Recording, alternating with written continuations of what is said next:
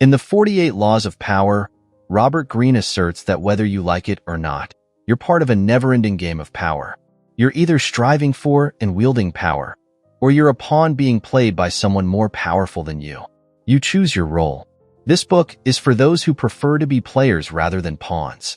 To turn you from an amateur into a master player, Greene has codified 48 laws of power based on historical examples of people who've excelled or failed at wielding power, with glorious or bloody results or both.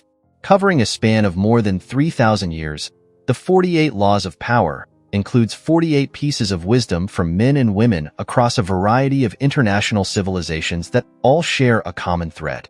Greene's book is a distillation of this accumulated wisdom and a veritable how-to guide on how to become more powerful. It is a priceless source of knowledge for those seeking to get ahead. In this video, I will introduce you the 48 Laws of Power and take a more detailed look at each one of them. Let's jump into it. Law 1. Never outshine the master. Make your master look good. All masters want to look good, so they'll like you more if you can help with that. However, it's best to be discreet when you do so, because your peers may react badly to obvious flattery. One way to be discreet is to act naive and make it seem like you need your master's help. Another way is to give him credit for your good ideas. Don't make yourself look better than the master. Everyone has insecurities, and some masters are more insecure than others. Displaying your talents, even inadvertently, can stir up resentment, envy, and other forms of insecurity. If you are naturally very good, you may have to downplay your impressive qualities. Even if your master likes you, don't take that for granted. You can easily fall out of favor. On the reverse, if your superior is losing power, you don't have to worry about outshining him. Sometimes it may make sense to hasten his downfall if he's already weak. Law 2. Never put too much trust in friends. Learn how to use enemies. You may not know your friends as well as you think, so be wary of them. Friends tend to agree on things to avoid arguments or to avoid causing offense. Mixing friendship with work can cause issues. The right person for a job is the most competent one. Chances are that won't be one of your existing friends. Hiring a friend can also unbalance a relationship. It's almost condescending to hire someone because they're your friend. Your friend may resent feeling like they owe you. Or, to the contrary, they could come to expect favors from you. Men are more ready to repay an injury than a benefit because gratitude is a burden and revenge a pleasure tacitus. Former enemies can be useful. Transforming an enemy into an ally gets rid of an enemy. A former enemy can be more loyal than a friend because they have more to prove and expect no favors from you. Enemies that remain enemies can also be useful, as they can make your cause look better and serve as a target for people to rally against. The key example in this chapter involved Michael III of the Byzantine Empire trusting his best friend, Basilius. Basilius, a former horse groomer, had saved Michael's life when a horse got loose. In return, Michael gave him lots of gifts and promoted him to a position of trusted advisor. Basilius eventually accumulated so much wealth and power that he refused to pay back money he had borrowed from Michael, and instead had him killed. On the reverse, sometimes a friend can be more useful than an enemy. Greene suggests exploiting a friend's affection for you to get them to do your dirty work and/or act as a scapegoat. This can be particularly effective as people are less likely to believe that you would sacrifice a friend unless they really did something wrong. Working with friends can cause issues because it can confuse boundaries. If both parties involved are clear on the boundaries and the risks, a friend can be very helpful. But you still should not let your guard down and should remain alert for signs of envy and lack of gratitude. Law 3. Conceal your intentions. Most people are open books. It's natural for people to say what they think, and many believe that being honest and open will win over others. Greene argues that this is delusional, as honesty is likely to offend others. You shouldn't let people know what you are up to. Concealing your intentions doesn't mean saying nothing. That can make others suspicious. Instead, talk about your false desires and goals. This should be relatively easy, as people tend to default to truth. Sharing your heartfelt thoughts will make you appear friendly and trustworthy, especially if you openly talk about how much you value things like honesty. Pretending to support an idea or cause that you don't can make others think you've had a genuine change of heart, since few people are so cavalier with what they believe. Decoys and smokescreens will make it harder for others to plan and defend against you. A decoy actively distracts, while a smokescreen lulls people into a sense of security. Paranoid people are often easiest to trick with a smokescreen.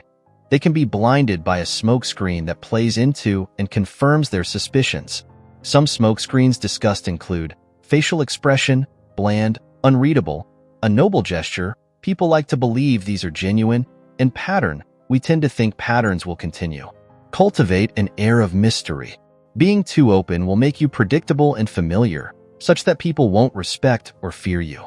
Otto von Bismarck had been very keen to go to war against Austria in order to unify Germany, but in 1850, he thought it was better to wait and build up their army more. He therefore made an impassioned speech advocating for peace and even praising Austria.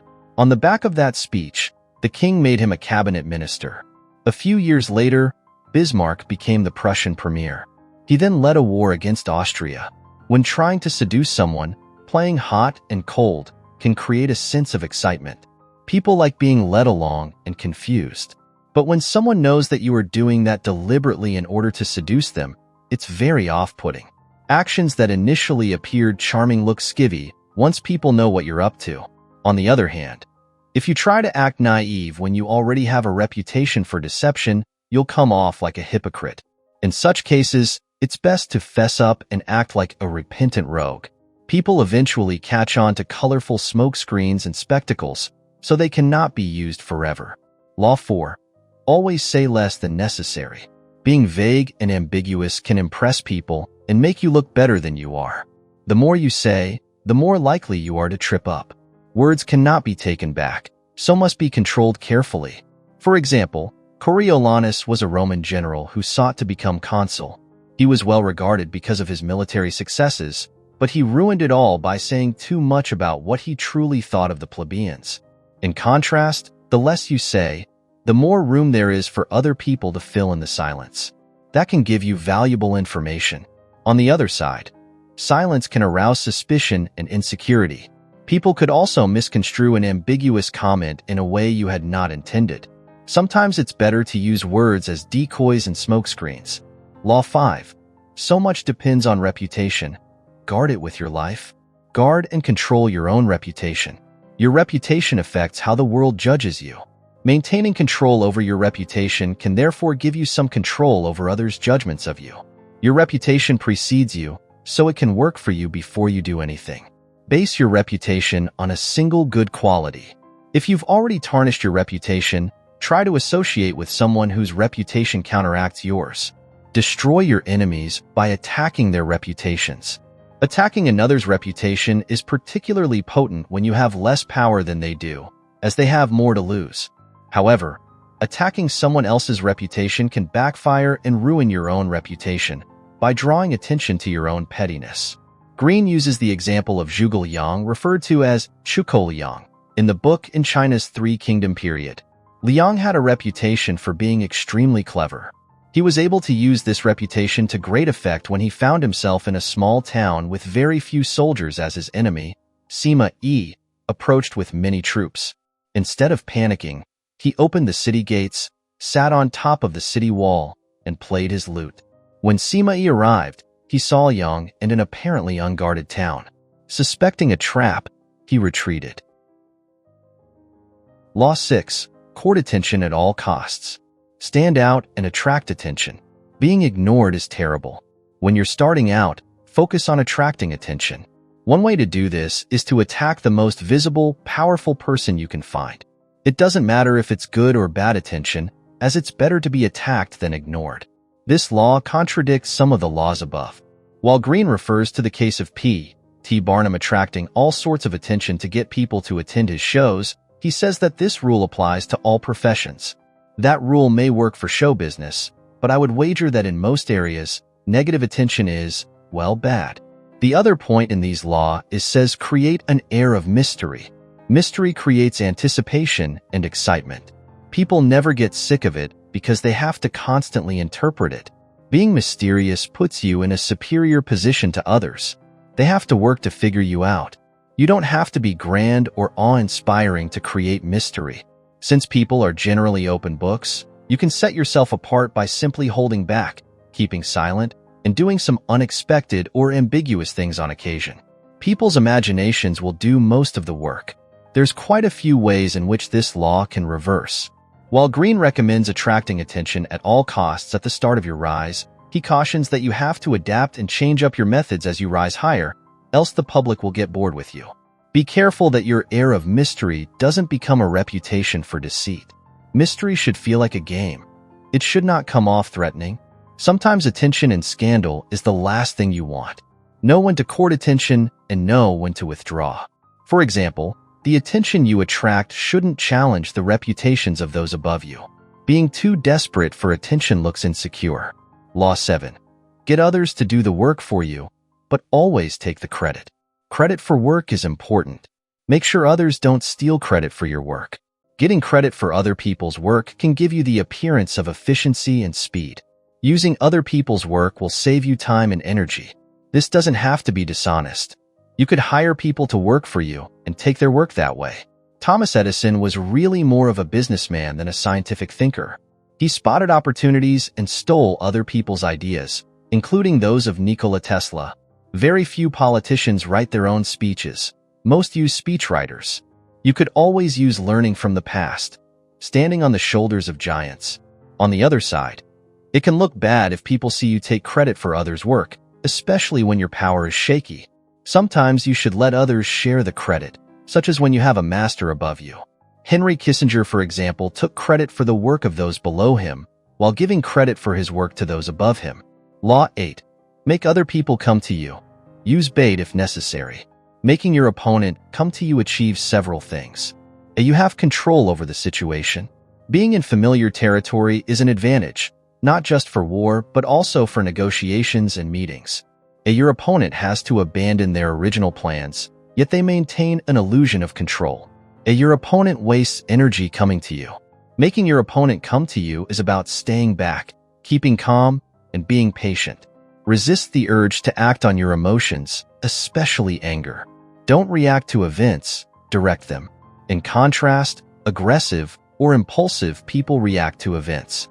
They are not in control. They cannot see more than a few moves and advances, and they fail to consider the full consequences of their actions.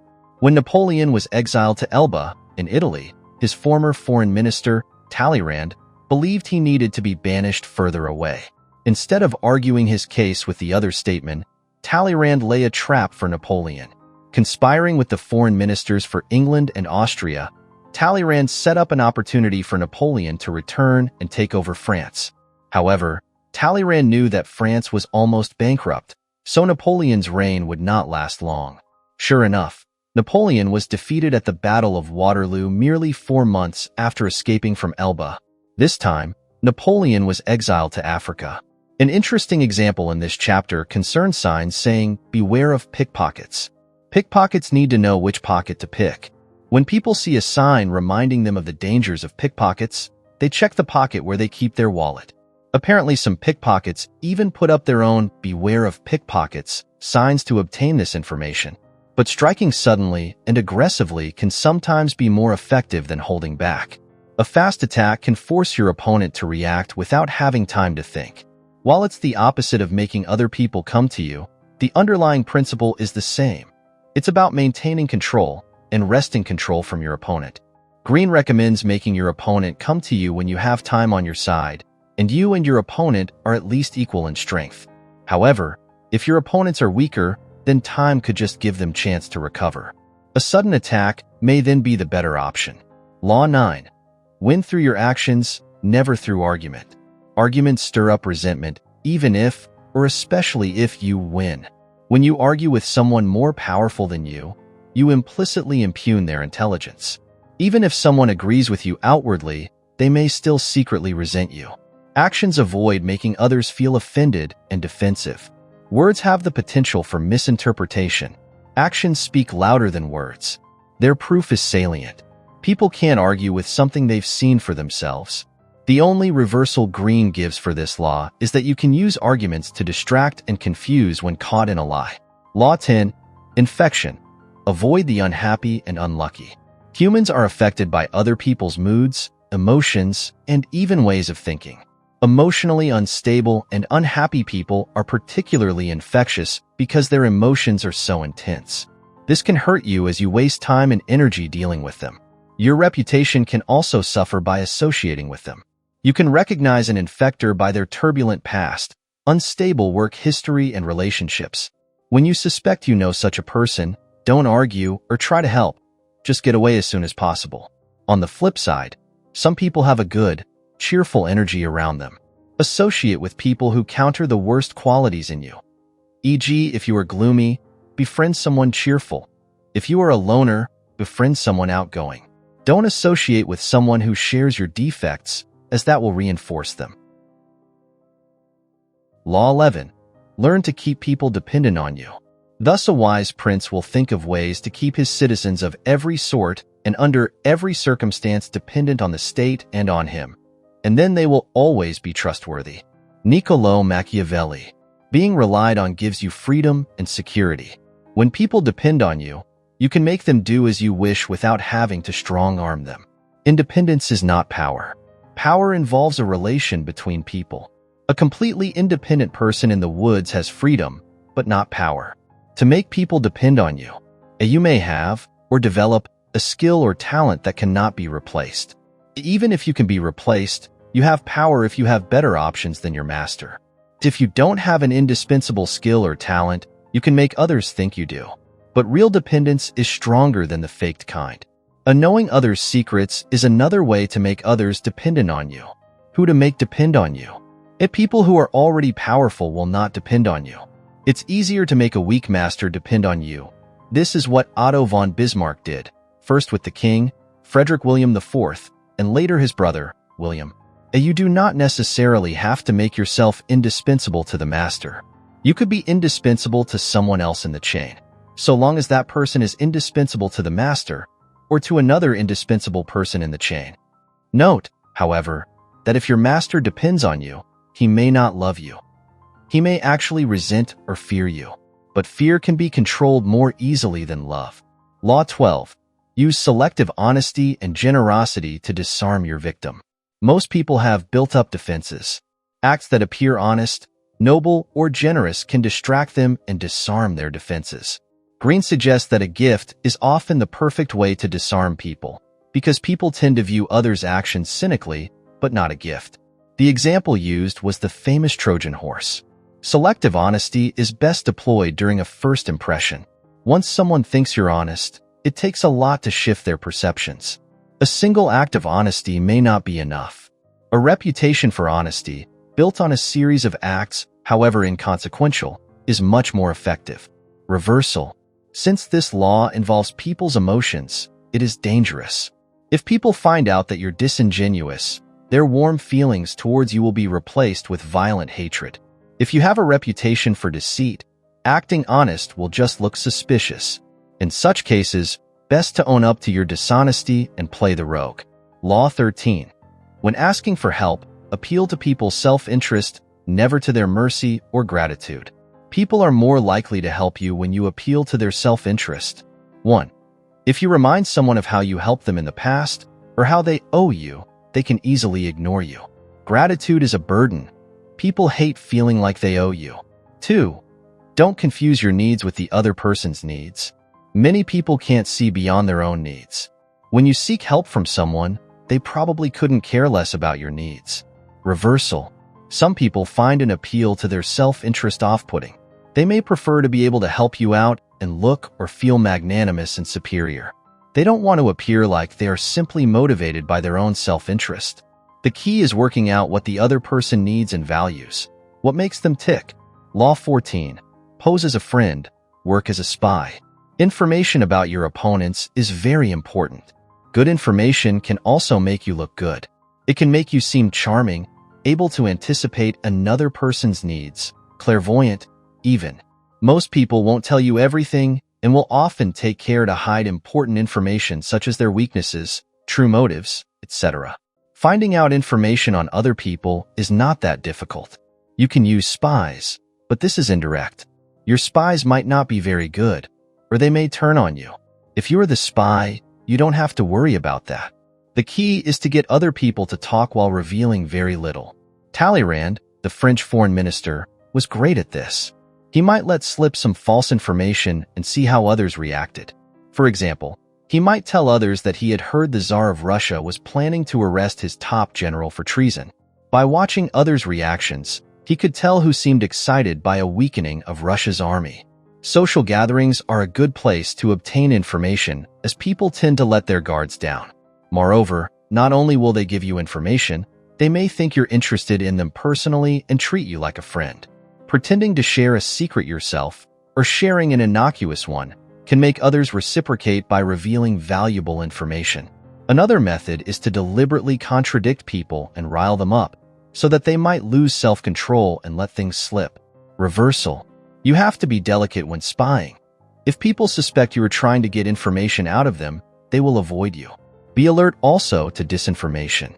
For example, in World War II, the Nazis' rocket bombs consistently missed their targets in England. This was because the German spies in England had been discovered and English-controlled agents fed them bad information. Law 15. Crush your enemy totally. A weakened enemy can regain strength and come back to defeat you. An enemy that is crushed completely cannot do this. Someone who has suffered a defeat may feel humiliated and eager to get revenge on you, even if they act friendly or repentant. This is even more likely if they were a former friend. After a war, there is usually negotiation. If you've won just a partial victory, you can end up losing in negotiations what you won in the war. Whereas if your enemy is completely crushed, there is no room for them to negotiate or maneuver. Greene clarifies that crushing your enemy doesn't necessarily mean murdering them. They just have to be sufficiently weakened such that there is no chance of them coming back. If you can't do this, then you will just have to rely on your own wariness. Treat with suspicion any friendliness they show you. Several examples in this chapter are from China. One was the Empress Wu of China, who was about as ruthless as anyone gets. She killed anyone who threatened her power, which included her niece and her own sons, even one who was just a newborn baby. But she had to crush them or be killed herself. Her 40-year reign was one of the longest in Chinese history, and she is generally considered to be a capable and effective ruler. Another example was Chiang Kai-shek's failure to completely crush the communists led by Mao Zedong in 1937. When China was invaded by Japan, Chiang stopped fighting the communists and focused on the Japanese instead. At that time, Mao had fewer than 10,000 soldiers who were greatly outnumbered by Chiang's army. 10 years later, the communists recovered enough to force Chiang's army to flee to Taiwan. Reversal. Sometimes it's better to let your enemies destroy themselves, if that is possible, provided you are sure they have no hope of recovery. But Greene thinks it's almost always wiser to crush your enemy. Law 16. Use absence to increase respect and honor. Create value through scarcity. Things that are abundant are not valued. Things that are rare are. If people hear and see you often, they value and respect you less. Once you die, everyone has good things to say about you and respect you more. But you can create a similar, lesser, effect by simply being absent for a while. This law is particularly relevant to seduction. If you're trying to woo someone, at the start, you need to be present so that you won't be forgotten. However, once you've gotten their attention, your absence can inflame and excite, especially if your absence is unexplained. Their imagination runs wild and conjure up something more exciting than you could. Absence diminishes minor passions and inflames great ones, as the wind douses a candle and fans a fire. La Rochefoucauld. In the 8th century BC, Media, now part of Iran, broke free of the Assyrian Empire. They had to set up a new government, but were concerned about despotism and determined not to give power to any single person. One man, Dioses, was known for settling disputes fairly. He did it so well that everyone came to him, and his power increased. At the height of his power, however, he decided he'd had enough and wouldn't settle disputes anymore. Chaos ensued and crime increased. The people of Media held a meeting and, despite their reluctance to give power to any single person, they agreed to name Dioses king. He accepted, on the condition that he live in an enormous palace, with access to him strictly limited. Dioses ruled for 53 years, and people's respect for him grew to the point it became like a form of worship. Reversal. This law only applies once you have reached a certain level of power or attraction. Withdraw too early, and people will just forget you. In the initial stages, your presence has to be felt and recognized. Law 17. Keep others in suspended terror. Cultivate an air of unpredictability. Predictability gives people a sense of control. If you are unpredictable, you will put people on the defensive and keep them trying to explain your actions. At an extreme, this can terrorize and intimidate others. Unpredictability can also make you more interesting or exciting, more mysterious. Most people are predictable because it's easier and more natural, but you can deliberately be unpredictable to your advantage. Understand, people feel superior to the person whose actions they can predict. If you show them who is in control by playing against their expectations, you both gain their respect and tighten your hold on their fleeting attention. Robert Greene, The 48 Laws of Power, Preface. Reversal. Acting predictable can lull people into a false sense of security.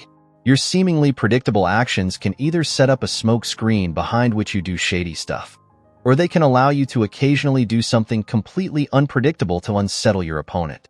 Unpredictability can backfire, especially if you are a subordinate.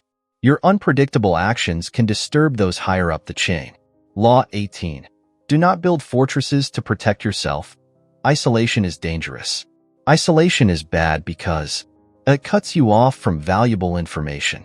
It can make it harder for you to see things in perspective. If power depends on social interaction, powerful people are at the center of things. Particularly if you are someone who already has a lot of power, like a king or queen, isolation makes it easier and more likely that people will conspire and rebel against you. It's always a mistake to build a fortress, in the literal, military sense, because it tells everyone where you are and confines you to that small space, cutting off your flexibility. They are also vulnerable to plagues and infectious diseases, so they end up hurting you more than they protect you. While it may be tempting to retreat and isolate yourself in times of uncertainty and danger, you should fight this feeling. Instead, this is when you should be making yourself more accessible, reaching out to allies, and branching out into new social circles. Reversal. Isolation is hardly ever the right choice, but one thing it is good for is to give you space to think. Machiavelli himself wrote The Prince while in exile. When you're surrounded by others, it's too easy to conform to what they do and harder to think deeply. But choose isolation only in small doses. The more isolated you are, the harder it is to break out of it. Law 19. Know who you're dealing with. Do not offend the wrong person. Different people will react to your actions in different ways. Some react very badly. Greene describes the 5 most dangerous types of marks. 3 of these, the arrogant and proud man, hopelessly insecure man, and the serpent with a long memory, are people who will hold a grudge and seek vengeance if slighted, even if not immediately. They can pursue a grudge beyond all reason, at enormous personal cost to themselves. To test if someone is of this ilk, try a mild joke at their expense and see if they laugh or act insulted. The 4th, Mr. Suspicion, is just someone who sees the worst in others and assumes everyone is out to get him. Joseph Stalin is an example. Greene suggests that the best way to deal with him is to focus his suspicion on someone else. Lastly, the plain, unassuming, and often unintelligent man looks like a tempting victim at first. However, Greene argues that such a man may be too dumb or unimaginative to even recognize your bait. While you don't have to worry about him harming you or seeking revenge, he may waste your time. One of the most important skills is to read people and know who you're dealing with. 1. Never rely on your instincts. It's much safer to obtain reliable, concrete information. 2. Don't trust appearances. A person could have very thin skin, but just be slow to show offense. The version of themselves that people give off is often unreliable. Don't make unnecessary enemies. If you have to turn people down, do so politely, even if you think their offer or request was ridiculous. Even if that person has little power today, they could gain power later and hold a grudge. Law 20. Do not commit to anyone. Maintaining independence will make people bend over themselves to try to woo you. If you commit to someone, they will feel they possess you to a degree, which makes you lose all power over them. You should give them hope, but never satisfaction. The more independent you are known to be, the more that people will try to win you over to their side. You may even be able to play people off against each other. Alcibiades, for example, went back and forth between the Greeks and the Persians, making promises to all sides but committing to none. Stay neutral and don't let people drag you into their fights. Resist your natural tendency to pick sides. It's easier to avoid committing to something than to get out of a commitment you've previously made. A fight that is not of your choosing will usually not be to your benefit. If you get dragged in, you become someone else's tool. You can't win. By staying out of it, you preserve your options. You can also gain power by staying out of others' fights. One possibility is that you mediate and act as a go-between for the two sides. Your independence can win you respect. Another possibility is that you may be able to pick up the spoils once the fighting is over and the two sides have exhausted themselves. Standing aside completely could cause offense. In that case, you can seem interested in their problems, maybe even making an apparent gesture of taking a side. But in your heart, you should remain uncommitted. Queen Elizabeth I was an example given of this law. She knew that marriage often hurt a female leader because she would then get sucked into conflicts she had no choice over, conflicts which could be very costly or disastrous. Plus, the husband can gain more power than the queen and may try to undermine her. So she instead spent her life flirting with various suitors and then withdrawing. The queen remained the center of attention and completely in control. Reversal. There is a delicate balance here. If you play people against each other and they catch on, they could gang up against you. Alternatively, people could just lose interest in pursuing you if you look like you'll never commit. In that case, you may be better off committing, in appearance at least, if not in your heart. Law 21. Play a sucker to catch a sucker. Seem dumber than your mark. People want to feel more intelligent than others. It is a key part of most people's vanity. Offering others that feeling can lull them into complacency. It's especially effective on people who are arrogant and overconfident. There are other things you can downplay besides your intelligence. Examples may be your taste and sophistication. Acting naive can be very effective. Reversal. Revealing the true level of your intelligence rarely pays off, but at the start of your climb to the top, you can't act too dumb, and you may want to let your bosses know that you are smarter than those around you. But as you climb up the ladder, you should try to dampen your intelligence. One situation in which displaying intelligence pays off is if you can use your air of knowledge and authority to sway others. Law 22. Use the surrender tactic. Transform weakness into power. When you are weaker, you should generally not fight. You have nothing to gain by fighting, and you could lose more by fighting. Acting like you are surrendering gets your opponent to back off. Surrendering makes you look unthreatening. Faced with surrender, your opponent is unlikely to respond with more violence. Instead, they will feel satisfied that they have won and that you respect them. Your surrender should not be a genuine surrender, but is part of a larger plan, playing the long game. Power is always changing. Those with power now will find themselves weakened at another point, and those temporarily weakened can gain power later. The surrender tactic gives you time to regroup and recover. German writer Bertolt Brecht used the surrender tactic when he was forced to appear before a committee investigating communist infiltration in Hollywood. Brecht was part of a group of writers, producers, and directors known as the Hollywood 19. The others were all uncooperative and put up a fight. They refused to answer questions and yelled and insulted the committee members. Brecht, however, appeared to cooperate, though he still fought back subtly with indirect, vague responses and enigmas. That was enough to earn him his freedom to continue writing. Reversal. If your opponent is unrelenting, then you may have no choice but to fight to the death. Your death could serve as inspiration for others for your cause. However, for every famous inspirational martyr, there are thousands more who have not inspired any real change. Law 23. Concentrate your forces. Intensity generally defeats extensity. Power is always concentrated.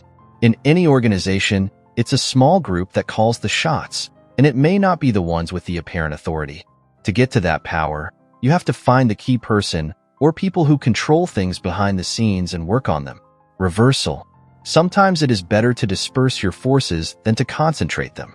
Particularly when you are weaker, dispersal, e.g. guerrilla warfare, may be the better move. Concentrating your forces would just give the other side an easier target. Tying yourself to one source of power means that risk is concentrated on that single point of failure. If that person dies or loses power, you lose power too. When times are turbulent and changing, or when you have many enemies, it is better to diversify your sources of power. Law 24. Play the perfect courtier. Historically, courts have formed around power, but some courtiers often end up more powerful than the ruler. Today, the royal court may have gone, but courts and courtiers still exist because power still exists. Navigating the court environment requires a delicate balancing act. For example, a courtier has to appear gracious and polite, and can only display aggression in a veiled, indirect way. A court is a place of mutual dependence. Don't assume that the master is the only person who will affect your fate. Your peers and subordinates may also do so. You have to placate everyone who might someday be able to harm you. It's also a place where you can't be too honest. In some ways, being honest is being self-absorbed. Pay attention to what other people need or want from you, rather than what you think. Greene lists the many laws of court politics. 1. Avoid ostentation. It is never prudent to call too much attention to your actions. Talk less about yourself than about others. 2. Practice nonchalance. Appear naturally talented and don't seem to be working too hard. Showing off how hard you work is actually a form of ostentation. 3. Be frugal with flattery. Too much flattery loses its value and can make others suspicious. 4. Arrange to be noticed. You must be noticed, but cannot be too brazen about it. Being noticed often requires being literally seen, so paying attention to your attention trying to stand out in some subtle way can often help. 5. Alter your style and language according to the person you are dealing with. This is acting, rather than lying. There are many different cultures in the modern court. Don't assume that your standards of behavior and judgment are universal. 6. Don't be the bearer of bad news. People tend to shoot the messenger, so try to bring only good news. This doesn't mean you should ensure those in power don't receive bad news, merely that you are not the one to deliver it. 7. Never affect friendliness and intimacy with your master. Masters don't want to be friends with their subordinates. They want subordinates. If a master chooses to be friendly with you, that's their prerogative. Don't take it for granted or take it too far. 8. Never criticize those above you directly. If criticism is required, couch it as indirectly and politely as possible. 9. Be frugal in asking those above you for favors. Masters get annoyed by having to reject someone's request. It can stir up guilt and resentment. It's better to earn your favors so that the master can give them willingly without you having to ask. And certainly do not ask for favors on someone else's behalf. 10. Never joke about appearances or taste. These are two highly sensitive areas. Never make a joke at the expense of someone else's appearance or taste, especially those above you, even if they aren't present at the time. 11. Do not be the court cynic. People get annoyed at cynical people. Criticizing others' work calls attention to your own. Instead, praise their good work. 12. Be self-observant. Try to see yourself as others see you, and correct your flaws as necessary. 13. Master your emotions. This applies both to positive and negative emotions. You must learn to disguise anger and frustration and fake agreement and contentment as the situation requires. 14. Fit the spirit of the times. Falling behind the times makes you look backward and silly. Yet being too forward-thinking is also dangerous. Others won't understand you. It's not a good idea to stand out too much in this area. 15. Be a source of pleasure. This is critical. People like what is pleasant and delightful. Even if you are not blessed with charm or wit, you can at least control and obscure your unpleasant qualities.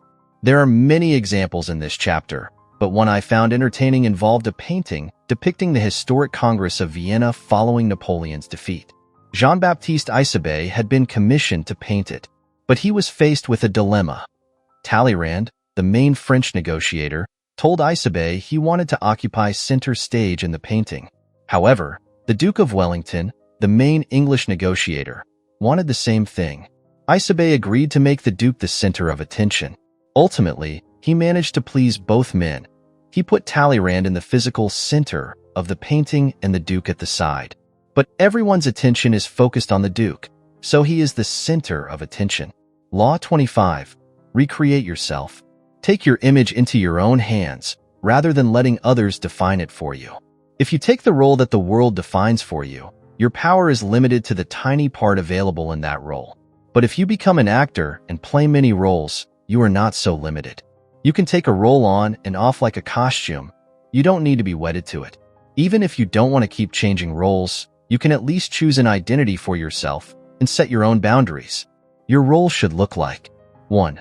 Make sure you are at the center of attention, that you don't bore the public and are never upstaged. 2. Learn self-control and adaptability. 3. Master rhythm and timing. Rulers like Napoleon, Mao Zedong, and Franklin D. Roosevelt have successfully used timing to surprise and divert the public. Julius Caesar understood acutely the power of his public image, and he was said to be incredibly vain about his appearance. One reason he allegedly enjoyed being honored by the Senate and people is that he could wear a laurel wreath, hiding his baldness. Law 26. Keep your hands clean. Mistakes are inevitable. The world is messy. How you deal with them is what's important. Scapegoats. Powerful people don't tend to use excuses and apologies. Excuses don't satisfy anyone, and apologies raise questions about their competence. Mistakes make them look bad. Instead, they put the blame on someone else, the scapegoat. They may even come off looking like they cleaned up the problem, even if they were the one who caused it in the first place. A scapegoat can also serve as a warning to others. Or a close associate is often chosen as a scapegoat. This is referred to as the fall of the favorite. The choice is effective because the public find it hard to believe a king would willingly sacrifice someone they favored, unless that person truly was guilty. The courtiers are happy because they usually resented the favorite anyway. On top of all that, the king may be glad to be rid of someone who, by then, knew too much. He could always find a new favorite anyway. Catspaws. Or a catspaw is someone who does your work for you, saving you time and effort as well as the appearance of having done that action.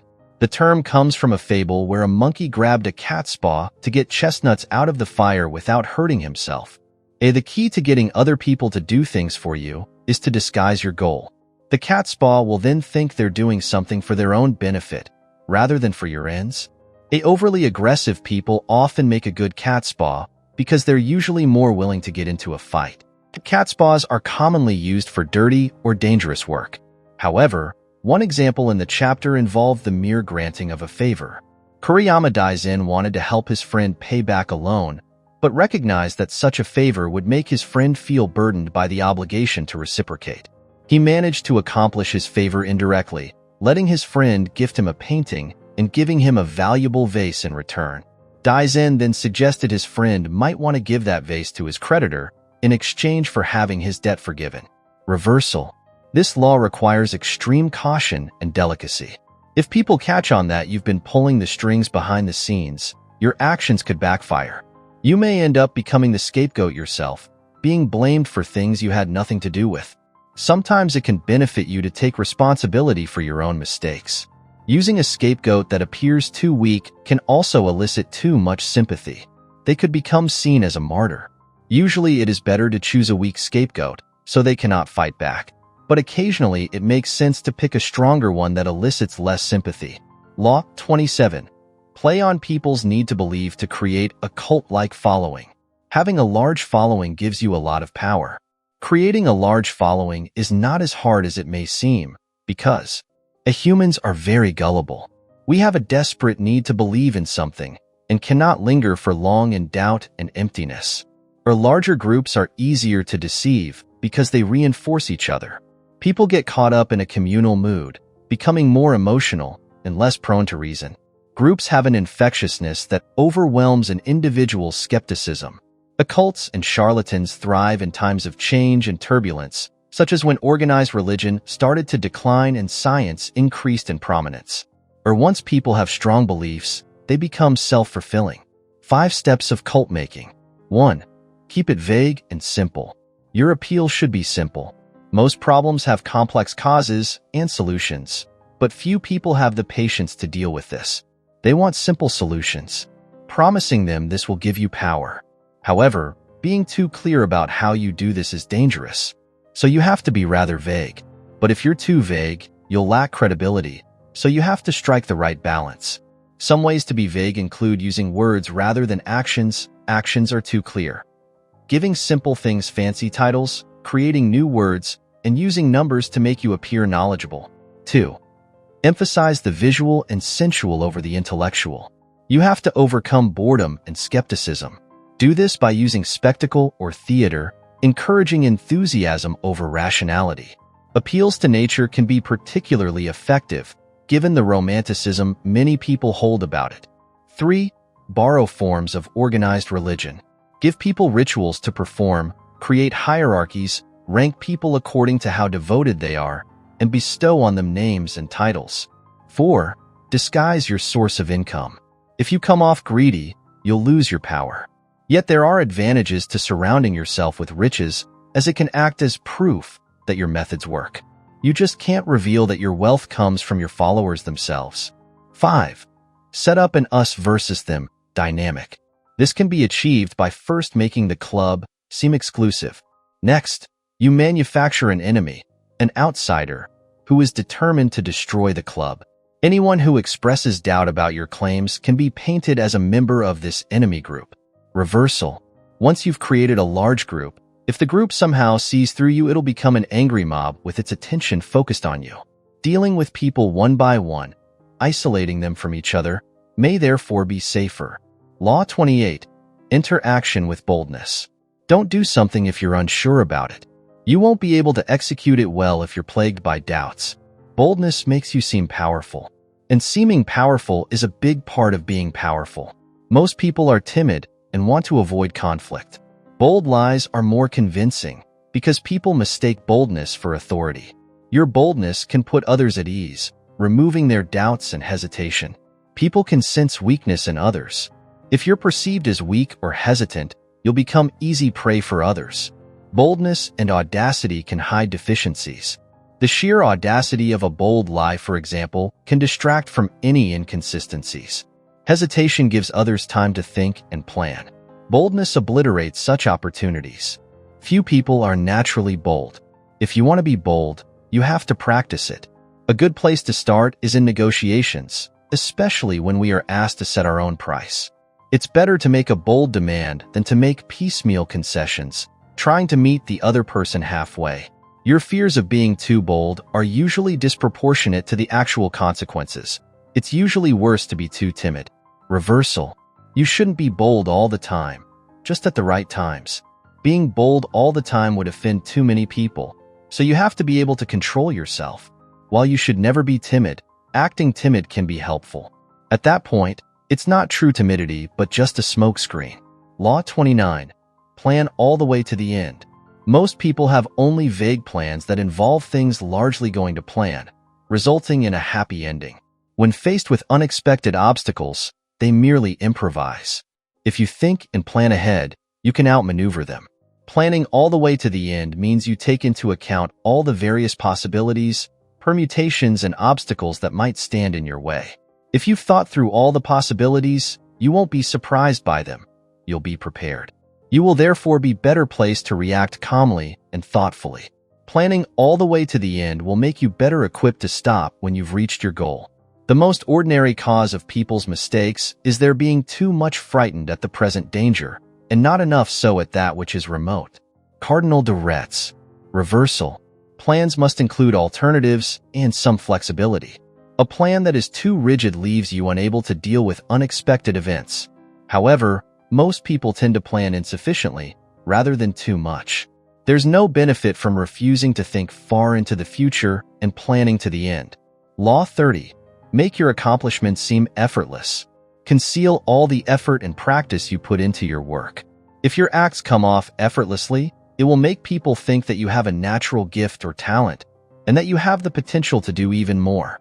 People can't then tell the actual limits of your power. An example in this chapter was the famous escape artist, Houdini. Whereas if people find out how hard you work, it will make you look weaker, like anyone could do what you did, if only they put in the time and practice. Seeing performers put a lot of effort into their act breaks the illusion and makes us uncomfortable. Don't teach others your tricks and methods, else they can be used against you. Reversal. If you work too hard to conceal your acts, You can come off looking paranoid and unpleasant. Your secrecy should therefore be good-natured and lighthearted, like a magician hiding his tricks. Sometimes it is helpful to show your work. It depends on your audience's tastes and how you wish to be perceived. For example, P.T. Barnum revealed his tricks to make his audience feel closer to him. The key then is to be thoughtful about what you reveal versus what you conceal, rather than just blabbing uncontrollably. Law 31. Control the options. Get others to play with the cards you deal. Being too forceful can stir up resentment and risks creating a backlash against you. Instead of forcing people, you could present people with options, where all the options work in your favor. This gives others a sense of agency, but also ensures your goals are advanced. Controlling the options is particularly useful if your power is fragile and you cannot operate too openly. Many of our choices are constrained in some way, but we hardly notice. We usually focus on the available options, rather than the missing ones. Reversal. Limiting another's options will sometimes also limit your own. In some situations, it's better to give your opponents a lot of freedom, as it gives you more opportunities to gather information on them. Law 32. Play to people's fantasies. The truth can be harsh and ugly. Fantasies and romance can be much more exciting and seductive. They make others feel good. The truth is particularly unattractive when times are tough. No one wants to believe that their problems are their own fault, or that they will be hard or impossible to fix. For example, the reality is that change is slow and requires hard work, sacrifice, and some luck. The corresponding fantasy is that change is easy and possible, if only people do as you suggest. Reversal. If people start expecting you to produce results, and you can't, they will turn on you. For that reason, fantasies have to be distant and vague. They can't be within reach. Law 33. Discover each man's thumbscrew. Everyone has a weakness. That weakness could be an insecurity, an uncontrollable need, or a secret desire. Once you know someone's weakness, you could use that to your advantage. When trying to find other people's weaknesses, remember, be observant. Lots of information is revealed in everyday conversation, so listen carefully and always seem interested. Pay attention to gestures and unconscious acts. Probe suspected soft spots indirectly. A weakness may stem from a person's childhood. If you touch on such a weakness, the person will often act like a child. Look for contrasts. People tend to overcompensate for their weaknesses. Someone who acts tough may secretly be a big coward. A shy person may be yearning for attention. Timid people want to feel bold. Find the weak link. In many settings, there is often a person behind the scenes who wields a great deal of power and influence over the person apparently on top. Find them. Look for insecurity and unhappiness. These two are the most common emotional voids. If you can fill these voids for other people, you will gain power over them. You can exploit someone's insecurity by making them feel better about whatever it is they feel insecure. Feed uncontrollable emotions. When people cannot control a particular emotion, such as fear, lust, greed, or vanity, you can control them. The stronger the emotion, the more vulnerable they are. Reversal. The danger of exploiting someone's weakness is that you may find it cannot be controlled. The more intense and emotional the weakness, the greater the danger. Law 34. Be royal in your own fashion. Act like a king to be treated like one. How you carry yourself will determine how others treat you. Act regally, with confidence and nonchalance, and others will treat you with respect. Act like you are a peer with those at the top. Give them a gift. This gesture suggests you two are equals. Sometimes rulers try to escape the trappings of royalty and relate to the common people. Examples include King Louis Philippe I of France and Franklin Roosevelt. Where Louis Philippe failed was that his gestures came off fake. Even though he wore a hat and carried an umbrella around town like an ordinary man, people knew he wasn't really one of them. By contrast, Roosevelt never pretended to be one of the people. While he shared values with the common people, he never acted as anything other than a patrician. Reversal. This law can be taken too far. Don't increase your standing by humiliating others, and don't act like you are far above everyone else, for that will make you an easy target. You have to convey confidence, not arrogance or disdain for others. Law 35. Master the art of timing. Always seem patient and not in a hurry. If you look like you're in a hurry, that suggests you lack control. If you look patient, you'll look like you have control of the situation. Find the right time to act and stand back when the time hasn't yet come. There are 3 kinds of time. 1. Long time. This is about waiting and being patient. Controlling your emotions makes it easier to be more patient. When we feel inner turmoil, time seems to move faster. When we are patient, we can make better decisions, see things from a different perspective, and take advantage of opportunities that you had not originally anticipated. 2. Forced time. Forced time involves upsetting other people's timing and getting them to play on your terms. This may involve forcing them to hurry and possibly make a mistake. Or the opposite, forcing them to wait in limbo and lose their minds. Magicians slow down time to capture attention and draw out suspense. 3. End time. When the time is right, you have to act quickly and decisively. End time is about being able to close the deal when the time calls for it. Around the time of the French Revolution and afterwards, Joseph Fouché had an uncanny ability to sniff out where the wind was blowing. Initially, he started out as a moderate. He joined the radicals when he cast the deciding vote to execute Louis XVI. For a while, he then lay low, not wanting to be closely associated with any faction. As the mood of the country started to shift, he called for a halt to the killings. The new moderate government, the Directories, then took over. He again lay low, but eventually managed to become Minister of Police. When Napoleon launched his coup, Fouché indirectly helped by pretending to be asleep. For this, Napoleon kept him on as Minister of Police. But once Fouché sensed Napoleon was on the downswing, he conspired with Talleyrand against him. After Napoleon fell, Louis XVIII kept Fouché on to serve in yet another government. Law 36. Disdain things you cannot have. Ignoring them is the best revenge. When your enemy is inferior, then giving them your attention makes them look stronger and you look weaker. By acknowledging something, you give it power and credibility.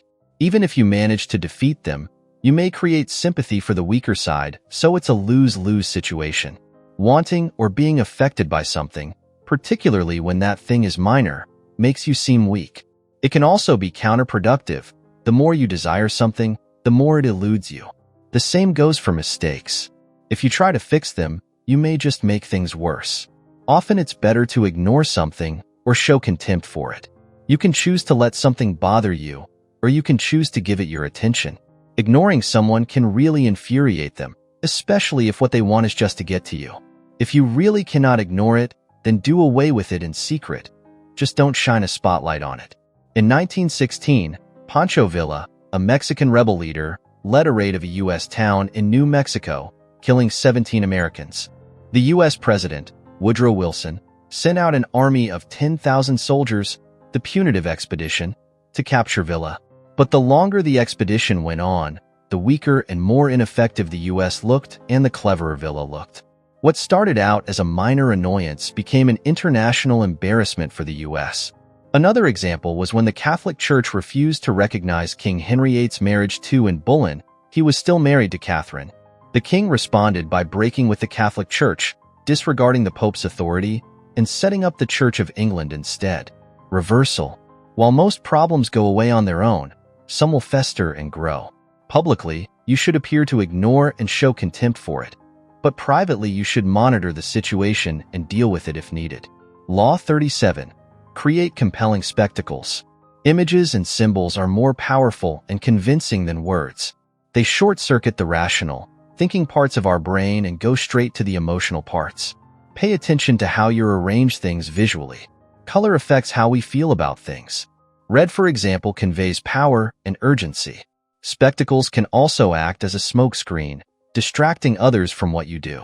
Law 38. Think as you like, but behave like others.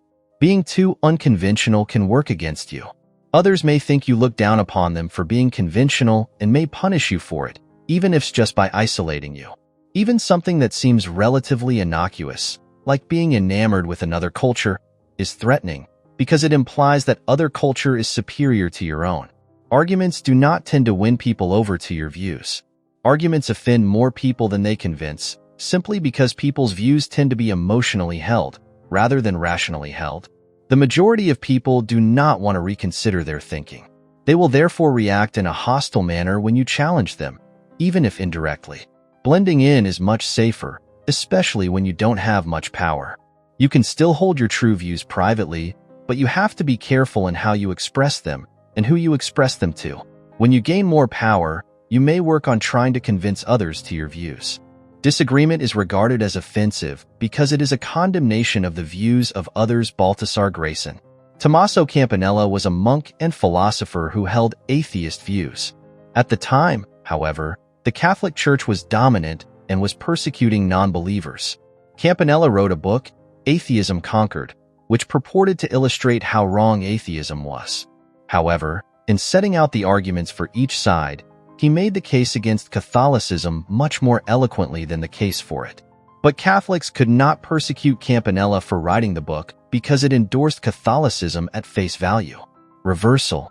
If you already stand out, such as when you already have a lot of power, then there's less harm to being unconventional. However, even those in power would benefit from relating a little bit to the common people. Law 39.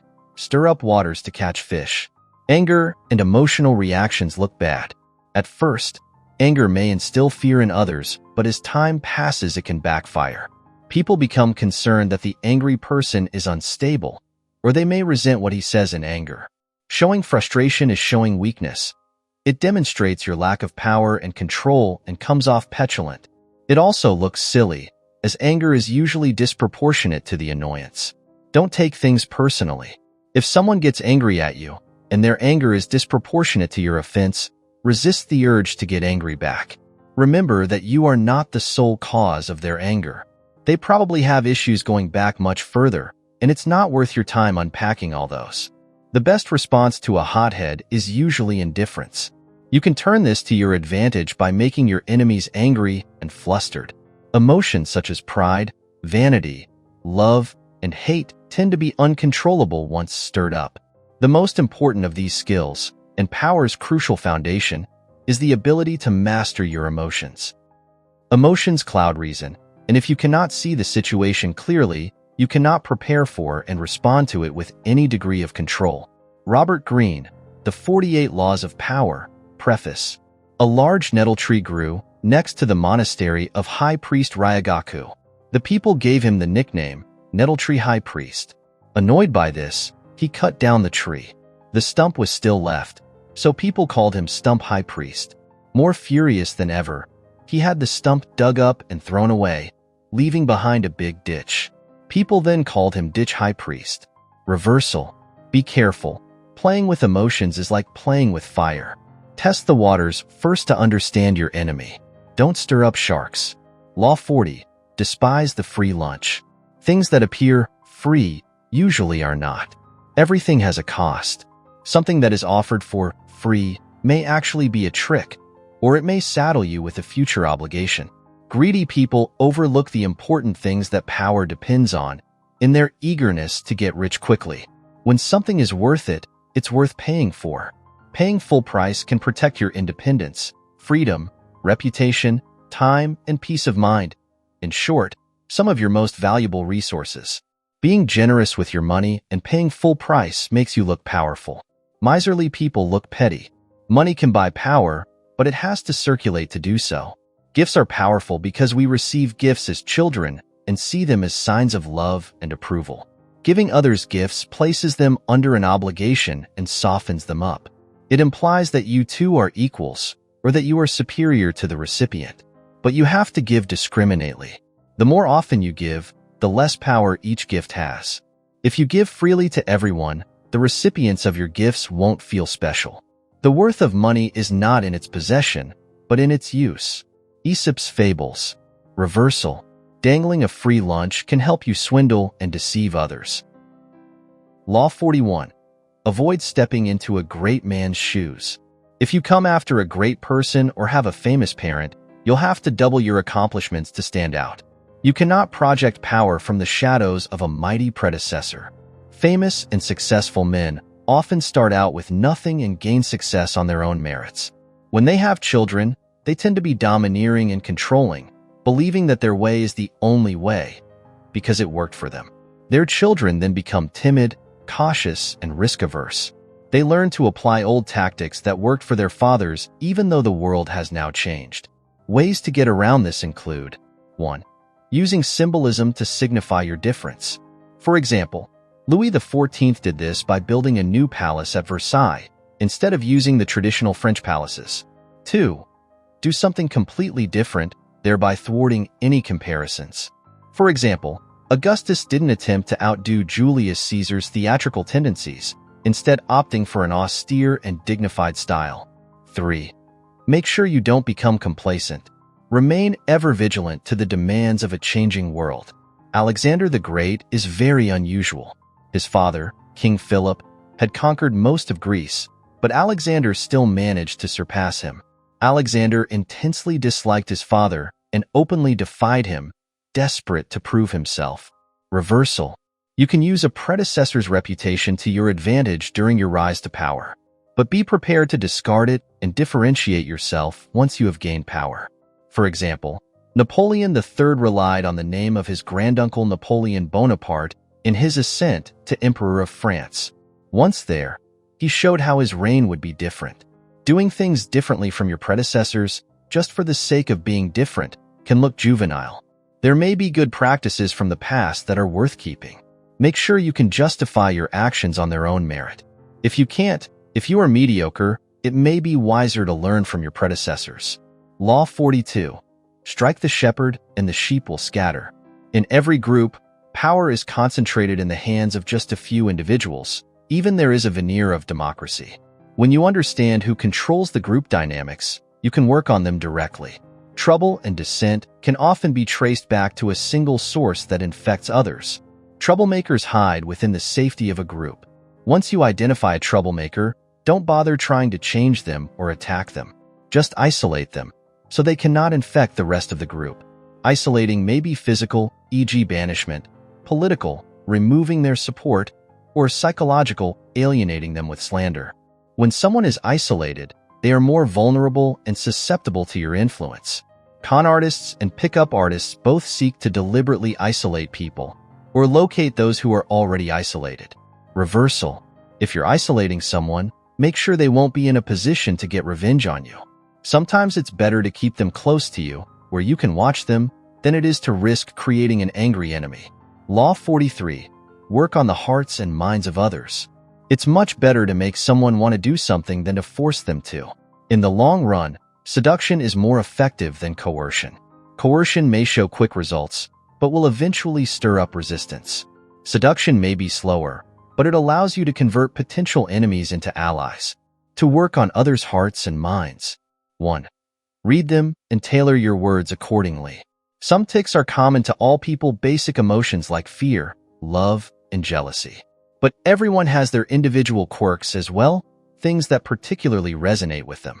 2. Use contrasts. For example, push them to despair, then give them relief. 3. Symbolic gestures can win people over. An act of self-sacrifice makes others identify with you. 4. Appeal to people's self-interest. For best results, use a noble veneer to cloak the self-interest. 5. Metaphors and imagery are great ways to communicate ideas. Kings have always employed writers for this reason. The higher up you are, the more you need to remain attuned to the hearts and minds of those below you. Law 44. Disarm and infuriate with the mirror effect. There are 4 main mirror effects. 1. Neutralizing effect. Do what your enemies do, so that your enemies can't figure out your strategy. This has a mocking or infuriating effect. It's also useful if you have no strategy yourself. The reverse of this is the shadow, gathering information on your enemies by copying their moves without them seeing you. 2. Narcissus effect. Reflect back to people their innermost feelings. To be able to do this, however, you have to pay a lot of attention to people. Follow their eyes, study their gestures, and examine all details. People are entranced by this because it happens so rarely, and because they haven't even asked for it. 3. Moral effect. Mirror what someone has done to make them realize how unpleasant their behavior has been. 4. Hallucinatory effect. Create a copy of something and use it as a dummy. Con artists love this one. Mirroring people around you makes them think you share their goals. People are narcissistic, so are attracted to mirrors of themselves. Even if they suspect you have different motives, your mirror makes it hard for them to work out what your true motives are. A mirror also saves you mental energy, mirroring what others do instead of deciding what your own moves are. Metaphors are a kind of mirror. They can be useful in expressing something more clearly or delicately than a direct statement. Alcibiades was a general and statesman in Athens. Although he lived usually lavishly, when he was with Socrates, he mirrored Socrates' simple and sober ways. Socrates felt flattered by this, and liked Alcibiades so much that he once risked his own life to rescue him in battle. Alcibiades later defected to Spartan and adopted their austere and, well, Spartan ways. This impressed the Spartans as it implied that he chose to be a Spartan because he recognized their ways were superior. They give him a lot of power, but he then goes and seduces the king's wife. When found out, he fled to Persia. Again, he adopted their lavish lifestyles, which flattered the Persians. Reversal. Mirrored situations can be dangerous because you may not understand the situation as well as the people around you.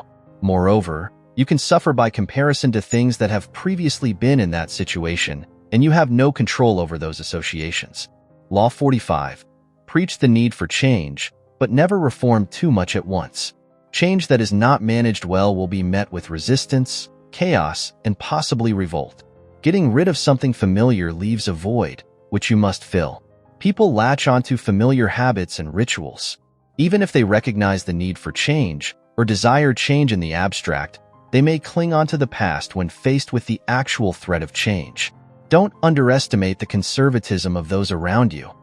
It may be hidden, but powerfully entrenched. Make a show of respecting the past, especially if you are an outsider or new to a position of power. Superficial similarities, such as same titles, dates, or numbers, can make changes more palatable. Changes are more likely to be accepted if they seem like gradual improvements or if they harken back to something old and familiar. Since the past is dead and buried, you have the freedom to play with and reinterpret it. Pay attention to the zeitgeist. During tumultuous times, you can gain power by preaching a return to the past. During periods of stagnation, however, you can gain power by preaching change and reform. But beware that those who start a revolution are rarely the ones to finish it.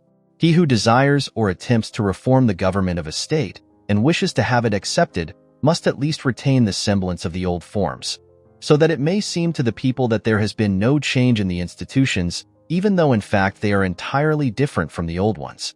For the great majority of mankind are satisfied with appearances, as though they were realities. Niccolò Machiavelli. December 25th was originally a holiday commemorating the birthday of the sun god, Mithras. The Christian Church later co-opted that day to be Jesus Christ's birthday. When Mao Zedong tried to win over China's enormous peasant population to the communist cause, he did so by using references to the past. He compared his army to the Robin Hood-esque robber band in the medieval Chinese novel The Water Margin. He also likened himself to Zhuge Liang, the historical strategist who is depicted favorably in the popular Chinese novel romance of the Three Kingdoms. Reversal. Obviously, if the past was bad, you don't want to associate yourself with it. But even ugly history can seem preferable to avoid. People can't stand the uncertainty of a vacuum. So you still have to fill that void, just with new rituals and forms rather than old ones. Law 46. Never appear too perfect. It's always dangerous to appear better than others, but there is even more danger in appearing to have no faults or weaknesses. Don't be so naive as to think that by flaunting your successes, others will admire and be charmed by you. You are simply stirring up envy. Humans have a hard time dealing with feelings of inferiority. But it's not socially acceptable to be jealous of others, and sometimes we won't even admit it to ourselves, as admitting envy is admitting we are inferior. Common disguises for envy include excessive praise, sarcastic jokes, or unfair criticism. It is far easier to avoid creating envy than to get rid of it once it has grown. Ways to mitigate envy include: 1. Be conscious of your own actions. Don't flaunt your accomplishments. 2. Downplay your successes, attributing them to luck, so that they seem more achievable to others, but beware that your modesty doesn't come off fake, else it can create even more envy. 3. Show some harmless defects or vices occasionally. Similarly, act like your position is not one to be envied, because the responsibilities are so burdensome and require much sacrifice. 4. Make others think that your success will benefit them, perhaps by sharing your spoils. But be careful, as those who already envy you may feel that your favors are descending. When you've had a sudden success or sudden increase in power, the people most likely to envy you are your friends and peers from before that success. The people who you were ostensibly equal to. You may want to find new friends if their envy becomes too great. If you recognize envy in yourself, channel it towards your goals. Use it as motivation to better yourself, instead of letting it fester inside you. But accept, too, that there will always be people better than you. It takes great talent and skill to conceal one's talent and skill. L. Rochefoucauld. Reversal. Tiptoeing around those who envy you may make their envy worse. If they sense your caution, they may feel it is just another sign of your superiority. That's why it's important to act before the envy takes hold. Once envy is there, sometimes it is best to just embrace it. Instead of hiding your perfection, make it obvious and display disdain for those who envy you. If you are in a strong position of power, their envy will not affect you. Law 47. Do not go past the mark you aimed for. In victory, learn when to stop. Victory may feel intoxicating, but it is dangerous. It can go to your head, making you arrogant, overconfident, and inflexible. Use reason to guide you, rather than these emotions in the thrill of success. Recognize the role that planning and luck played in your success, not just your character. Good luck is dangerous as it can cause you to incorrectly attribute your success to your own brilliance. Your luck may change, so you have to be vigilant to maintain that success. Just because your strategy worked for you once, that same strategy may not work again in changed circumstances. Powerful people are adaptable and know how to vary their patterns to different circumstances. If someone grants you a favor, don't ask for more, as it will make you look insecure, like you didn't deserve the favor or won't have another opportunity for favors. Earn your favors instead of asking for them. The end point also has dramatic value. People remember the ending more than anything else, so it's wise to stop on a high. If you keep going, you risk undoing your success. Lawyers always make sure to end their cross-examination in a victory. The greatest danger occurs at the moment of victory. Napoleon Bonaparte. Reversal. Though you should be cautious after a victory, you shouldn't hesitate or lose momentum. Greene points out, however, that momentum is greatly overrated. Belief in momentum makes you more emotional, less strategic, and more likely to repeat the same methods. Success should be founded on your own careful actions. Law 48. Assume formlessness. If you don't have a form, people won't have anything to attack. They will exhaust themselves trying to figure you out, while you can sneak up and surprise them. Train yourself never to take anything personally or to show any defensiveness. That way, no one will know how to get to your weaknesses. A fluid ruler is easier to obey because subjects feel less like they have to conform to their ruler's ideology. The world is ever-changing, so you have to be adaptable and change with it. Bigger is not better. Creatures that are large are more likely to go extinct. They have less mobility, yet constantly have to keep feeding themselves. Being formless is more important as you get older. It gets more tempting to stick to our old rigid ways and become predictable. Formlessness is a tool that helps you gain power. It's not the same as just going with the flow or being resigned to your fate.